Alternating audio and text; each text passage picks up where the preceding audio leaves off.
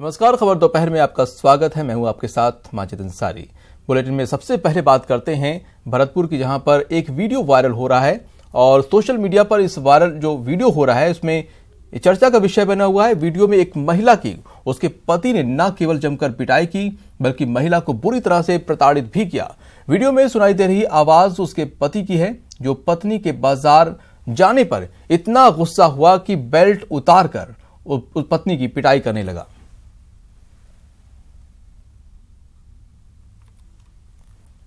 आप तस्वीरें देखकर अंदाजा लगा सकते हैं उसकी क्रूरता किस हद तक जा पहुंची है कि वो पत्नी को बेल्ट से लगातार पीट रहा है और पत्नी बार बार मिन्नतें कर रही है, लेकिन फिर भी पति को रहम नहीं आ रही है और वो लगातार पीट रहा है। बेरहम पति की क्रूरता आप देख सकते हैं। सोशल मीडिया पर यह वीडियो वायरल हो रहा है। बताया जा रहा है कि सेवर कस्बे का ये घटना हो सकती है।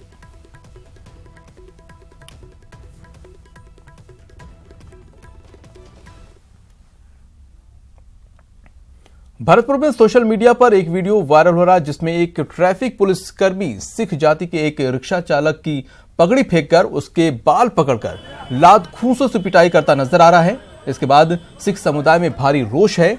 सिख समुदाय के नेताओं ने चेतावनी दी है कि सिख धर्म की भावनाओं को ठेस पहुंचाने वाले आरोपी के खिलाफ कार्रवाई शीघ्र हो, नहीं तो सिख समुदाय आंदोलन करने को मजबूर होगा। आप देख सकते हैं ये तस्वीर, एक और वीडियो जो सोशल मीडिया पर वायरल हो रहा है जिसमें आप देख सकते हैं किस तरह से एक शख्स एक सिख समुदाय के व्यक्ति को उसकी पगड़ी उतारकर उसकी पिटाई कर रहा है।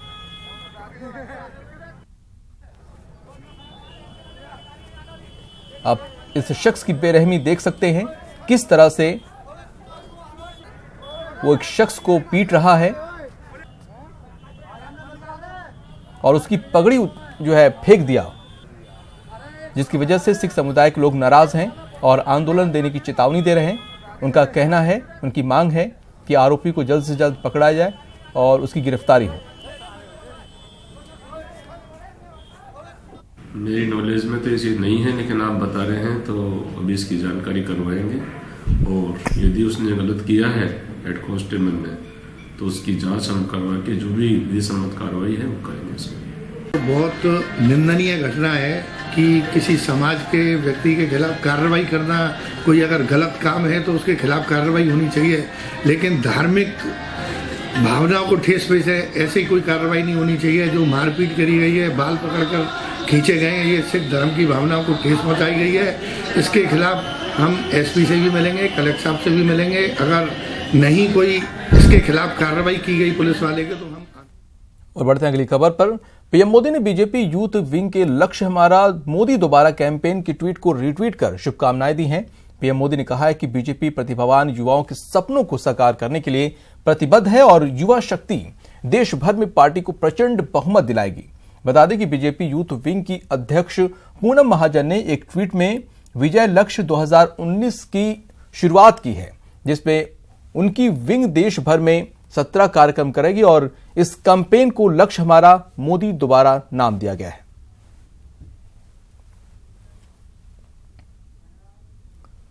चौबीस जनवरी को सीबीआई के नए चीफ की नियुक्ति के लिए सिलेक्शन पैनल की बैठक होने वाली है। आइए बताते हैं सीबीआई चीफ बनने की रेस में कौन से 3 बिहारी सबसे आगे चल रहे हैं, साथ ही और कौन कौन से लोग इस रेस में हैं।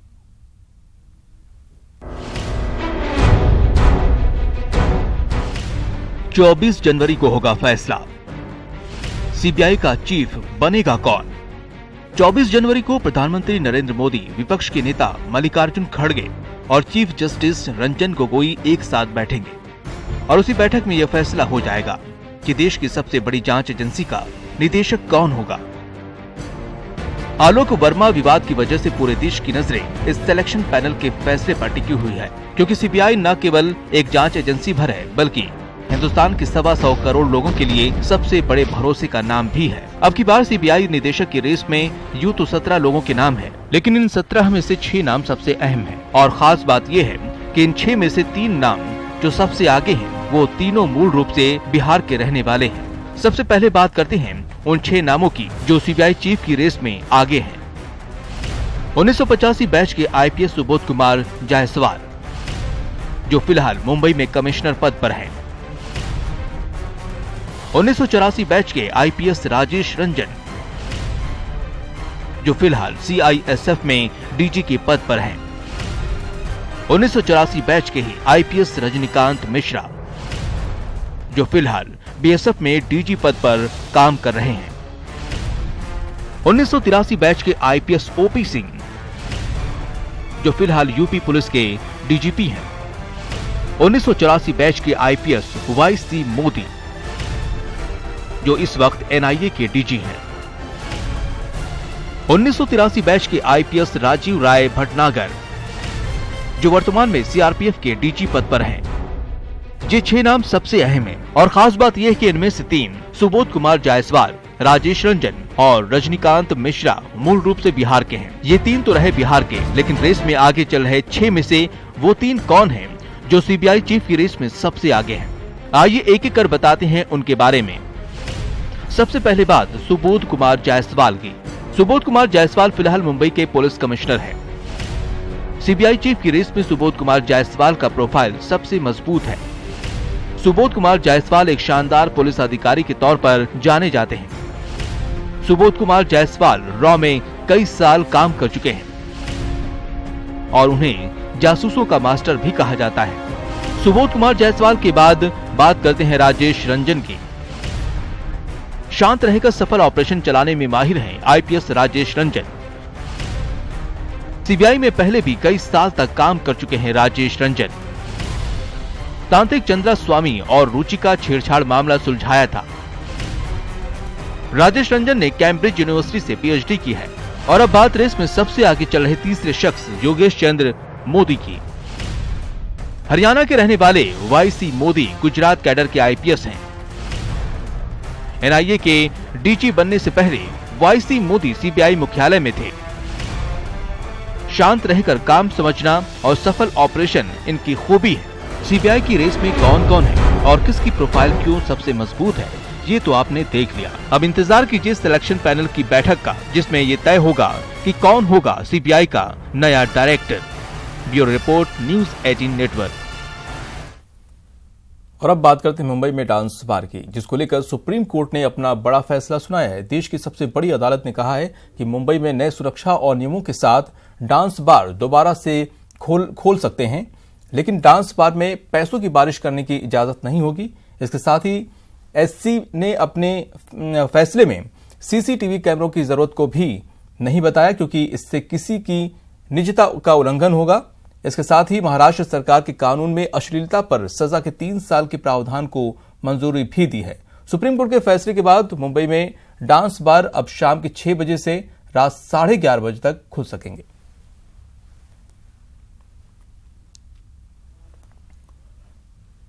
सुप्रीम कोर्ट में बैन के बावजूद पूर्वोत्तर के लेकर दक्षिण भारत तक जानवरों की लड़ाई कराई गई।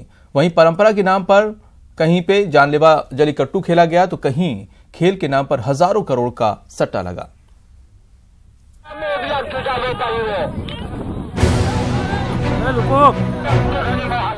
परंपरा और खेल के नाम पर मकर संक्रांति के मौके पर एक बार फिर जानवरों पर जुर्म हुआ। न सुप्रीम कोर्ट का बैन काम आया और न पुलिस प्रशासन की कड़ाई। असम से लेकर आंध्र प्रदेश और तमिलनाडु में जानलेवा जलीकट्टू में जमकर जंग हुई।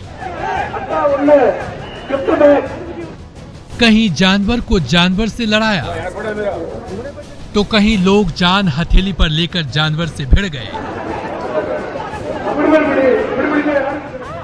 असम में पारंपरिक रूप से होने वाली बुफेल फाइट यानी भैंसों की लड़ाई के साथ भैंसों और इंसानों की लड़ाई पर सुप्रीम कोर्ट ने 2014 से रोक लगाई हुई है।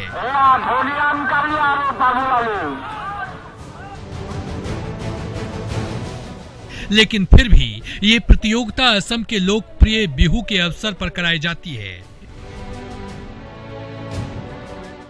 इस बार गुमुथा गांव, रोहा, आहोतगुरी, नौगांव, बैद्यवारी और मोरी गांव में आयोजित किया गया।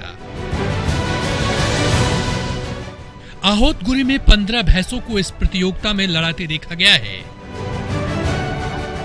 इस लड़ाई के पीछे तर्क है कि इससे भैंसों के सिर के कीड़े मर जाते हैं।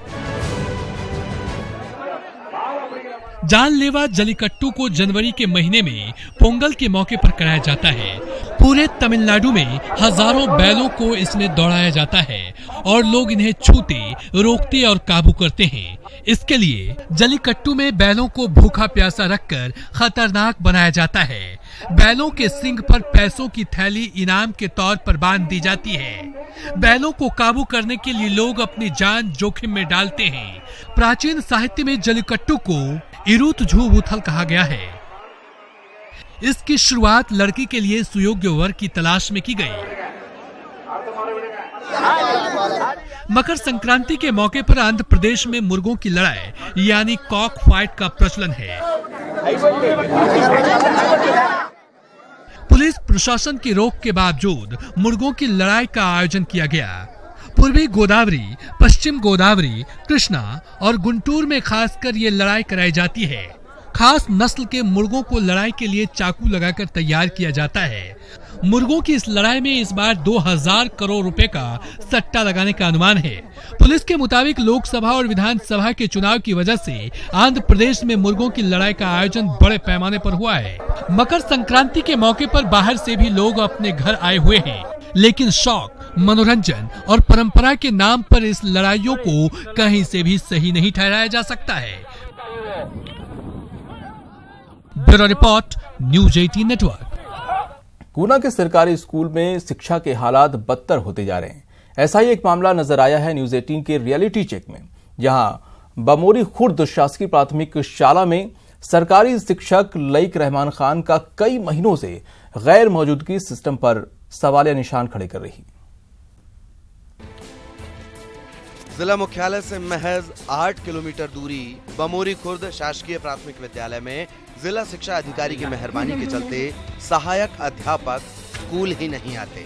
डीईओ संजय कुमार श्रीवास्तव का संरक्षण प्राप्त होने से सहायक अध्यापक लईक रहमान खान पिछले 6 साल में महज 169 दिन ही स्कूल आए हैं। तुम्हारे मार साहब रोजाना आते हैं? हाँ। कौन से आते हैं? जे मतलब नाम? मनोज किरार। और एक और है ना तुम्हारे सर? हाँ। कौन से? लईक रहमान खान। तो वो आते हैं? नहीं। कब आए हैं? 1 साल में 1 बार यहाँ में। बस। ड्यूटी से नदारद रहने के बावजूद टीचर लईक रहमान को अब तक 22 लाख रुपए के वेतन का भुगतान भी कर दिया गया। न्यूज 18 की पड़ताल में पता चला है कि पिछले 4 साल में शिक्षक ने स्कूल में महज 3 दिन ही हाजिरी दी है। शिक्षक के हाजिरी रजिस्टर पर जब नजर डाली गई तो पता चला और रात में भाई रहते 6 साल हो गई। 6 साल में भाई साहब में कम से कम मेरे अंदाज है 1 साल में 10 बार आते हैं। अच्छा। और ऐसा नहीं है कि काम नहीं हो। मीडिया वाले जहाँ 10-10 मिनट वीडियो बना ले गए, गुना टीवी में 10-10 मिनट चल गई। जिला शिक्षा अधिकारी संगी नहीं वो तो। अच्छा। और क्या नाम है उनका? श्री लईक रहमान खान।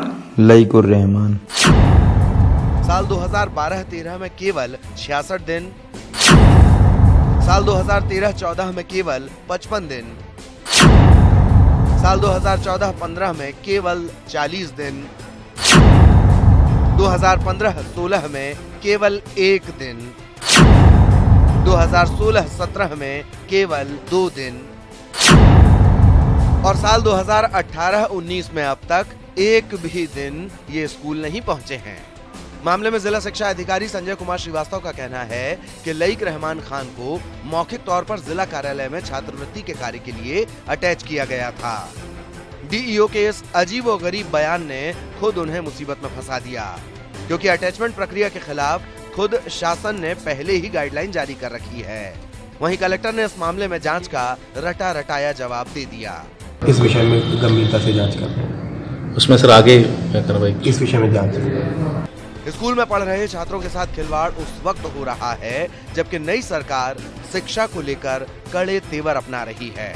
विकास दीक्षित, न्यूज 18, गुना। मेघालय में एक अवैध कोयला खदान में 1 महीने से ज्यादा अरसे से चल रहे रेस्क्यू ऑपरेशन के दौरान भारतीय नौसेना ने पहला शव निकाला है। बताया जा रहा है कि एक मजदूर की डेड बॉडी 200 फीट की गहराई में मिली है। इस खदान के अंदर 15 मजदूर फंस गए थे। नेवी के साथ ही एनडीआरएफ के गोताखोरों ने की भी इस अभियान में मदद ली जा रही। इस बुलेटिन में इतना ही, दीजिए इजाजत, नमस्कार।